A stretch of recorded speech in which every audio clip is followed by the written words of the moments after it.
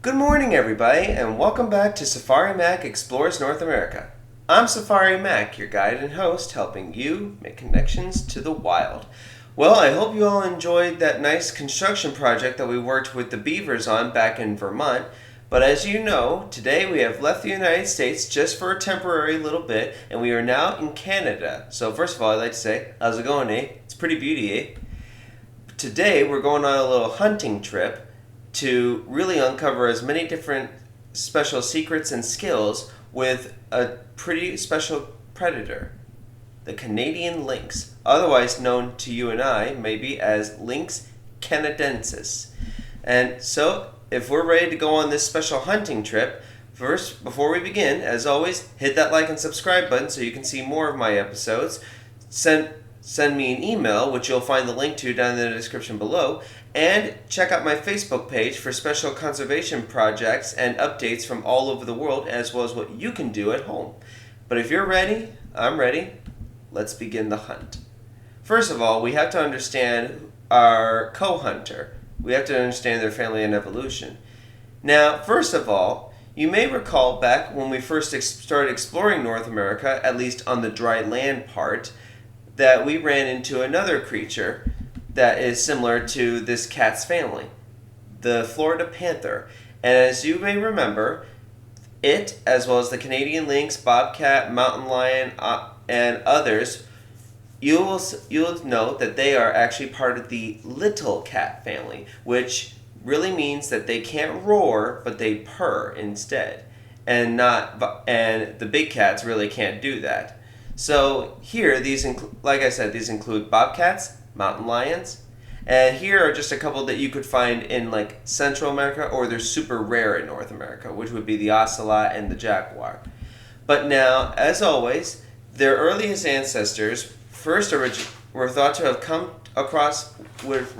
originated somewhere around 8 million years ago, but furthermore, our Canadian lynx actually came from the Eurasian lynx that, as like many other animals before, crossed the Bering Sea land bridge from Asia to North America, and it would evolve into their own bloodlines and the special animals that we know today.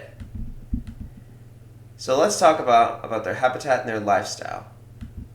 So up in Canada, the Canadian lynx really prefers to hang out in a special area of its boreal forests, where its prey, the snowshoe hare, also lives. Now, during a study after being successfully reintroduced to certain spots in the United States, like Colorado, they found that after being originally they were extirpated from North America, from certain parts of North America, but they have made some comebacks, and like I said, they were successfully reintroduced back into Colorado, one of the states, in 1999, and studies showed that they would prefer to stick to the boreal forest rather than being exposed out into the open wilderness. Why? We'll uncover that in just a little bit. But first, something to know about this cat, you really wouldn't see this creature too much as during the day, as they are a nocturnal species. But that's not to say that they won't be doing some daylight activities as well. So they could be hunting, they could be patrolling their territory, or very rarely they have to give up their solitary lifestyle for just a little bit when it comes to bringing forth the next generation of hunters. So a Canadian lynx is known to give birth from anywhere from 1 cub to around 8 cubs at a time. And yet, mom has a pregnancy about 2 to 3 months, in which the breeding season starts from March to April, and usually around June or July, that's when she gives birth. But then, by the time these cubs are around 10 months old, they'll be ready to leave their families and go off on their own and claim their own territory. Now, why did the red fox suddenly appear?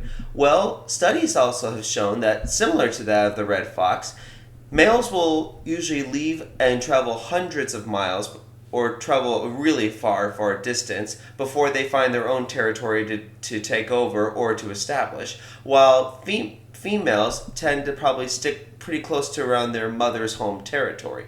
So, they're not that too different, are they? Now, time for the hunt. It's time to get some food. Now, if you haven't guessed already, the snowshoe hare is the main course for this cat. In fact, it's thought that the snowshoe hare makes up almost 95% of its diet. But now, every great hunter should know this. A great hunter doesn't really waste his time on rabbits. So thankfully, this applies to the cats as well, as they are also known to catch duck, grouse, squirrels, voles, which are a kind of small rodent, and they've even been known to target young deer when times are really tough for these cats. So, yeah, at first they may seem to be very picky eaters, but thankfully, that's not the case. Now, let's take a look at how is it that this cat is so well skilled in terms of hunting. Well, as we know, hunters know that it takes a few things to be successful. Perseverance, determination, and of course, perseverance.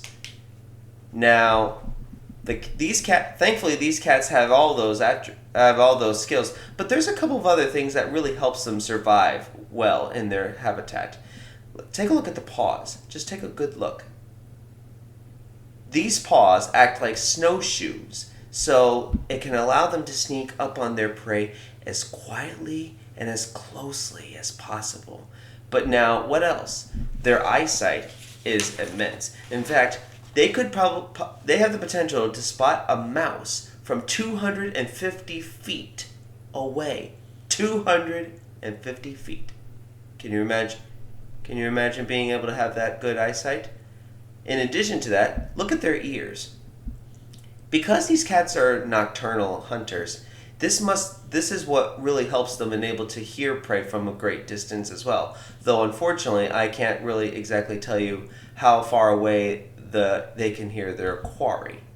But now the cat set they either sneak up and they wait, or they just sit in a certain spot and will wait for hours for the right prey to come along, be snowshoe hare or be other forms of prey, and then they just stay put, seemingly ignoring. It seems like they're seemingly ignoring their prey. Then, when they least expect it, pounce, and dinner is served.